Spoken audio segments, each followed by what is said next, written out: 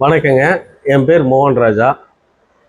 2 நாட்களுக்கு முன்பாக என்னை பற்றியும் எனது மனைவி திருமதி அருணாதேவி அவர்களை பற்றியும் கலெக்டர் ஆஃபீஸில் வந்து கோகுல் பிரதாப், அதாவது எனது மனைவியினுடைய தம்பி கோகுல் பிரதாப், அவருடைய மனைவி பொன்மதி மற்றும் எனது நண்பர் ரவிக்குமார் ஆகியோர் கொடுத்த குற்றச்சாட்டுகளுக்கான புகார் மனுக்கான விளக்கமாக இதை நான் சொல்கிறேங்க. ரவிக்குமாருங்கிறவர் வந்து என்னுடைய நண்பர். அவர் வந்து மயிலாடுதுறையில் ஒரு சங்க பயிற்சி முகாம் மூலமாக எனக்கு பழக்கம். அவர் பயிற்சி முகாம் முடிஞ்சு கொஞ்ச நாள் கழித்து எனக்கு ஒரு ஃபோன் வந்தது. இந்த மாதிரி நான் சாவடி வர்றேங்க, இங்கே இருக்கிற ஒரு தனியார் கல்லூரியில் வந்து ஒரு கான்ட்ராக்ட் எடுக்கிறேன் அப்படின்னு சொன்னார். அதற்கான உதவிகள் செய்ய சொன்னார். நான் வந்து அதற்கான உதவிகள் செய்தேன்.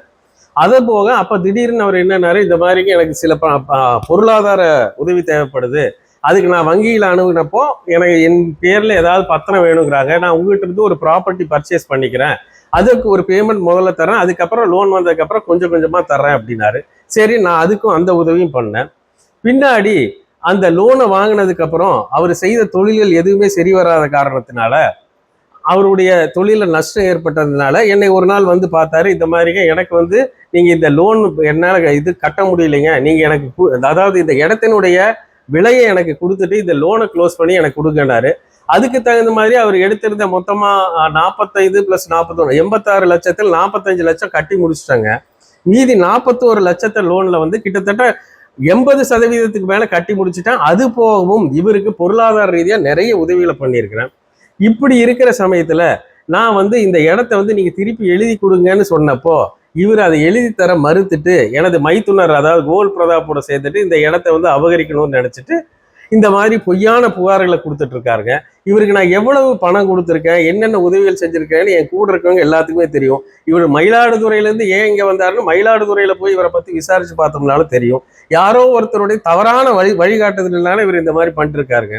அடுத்தபடியாக எனது மனைவியினுடைய தம்பியும் கோகுல் பிரதாப்பும் அவருடைய மனைவி பொன்மதியும் அவங்க சொல்ற கூற்றுக்களை கேட்டீங்கன்னா, அத்தனை வழக்குகளும் கோர்ட்டில் இருக்கும்போது அந்த கோர்ட்டில் இருக்கும் வழக்குகளை எல்லாம் மறைத்து விட்டு ஒவ்வொருத்தர்கிட்டும் போய் நான் நியாயம் பண்ணியிருக்கேன், நான் என் சைடு தான் நியாயம் இருக்குது, நீங்க நடவடிக்கை எடுங்கன்னா கோர்ட்டை தாண்டி எப்படிங்க நடவடிக்கை எடுக்கணும்?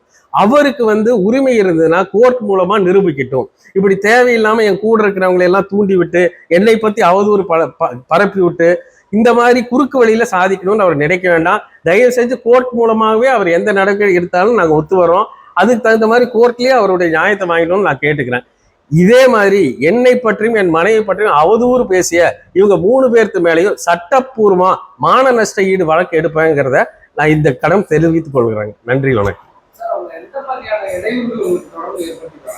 சார், எனக்கு பார்த்தீங்கன்னா எனக்கு வந்து சார், நான் இந்த ஏரியாவில் வந்து முன்னாள் கவுன்சிலர். எனக்கு ஒரு அளவுக்கு இந்த சமுதாயத்தில் வங்கிகளில் நல்ல முறையான தொடர்புகள் இருக்குங்க. அதை பயன்படுத்தி நான் பல பேர்த்துக்கு உதவி பண்ணியிருக்கேன். இந்த மாதிரி என்னுடைய டிரான்சாக்ஷன் என் கூடவே இருந்ததுனால முதல்ல வந்து இவங்க எல்லாம் ஒன்றா இருந்தாங்க.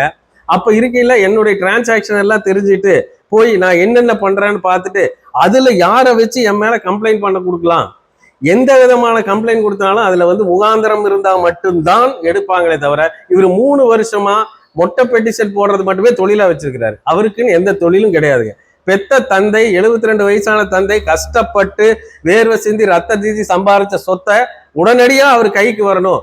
அதாவதுங்க, பையனுக்கு ஆசை இருக்கலாம், போய் அவங்க அப்பாட்ட கேட்க வேண்டியதானே. இருக்கிறவங்க எல்லாத்தையும் தொல்லைப்படுத்தி அவங்க அப்பாவையும் மனவேதனைப்படுத்தி இந்த மாதிரி சொத்தை கொடுக்கணும்னு நினைக்கிறாரு. அதற்கான பல குறுக்கு வழிகள் அவர் பண்ணிட்டு இருக்காரு. அதுதான் காரணம்.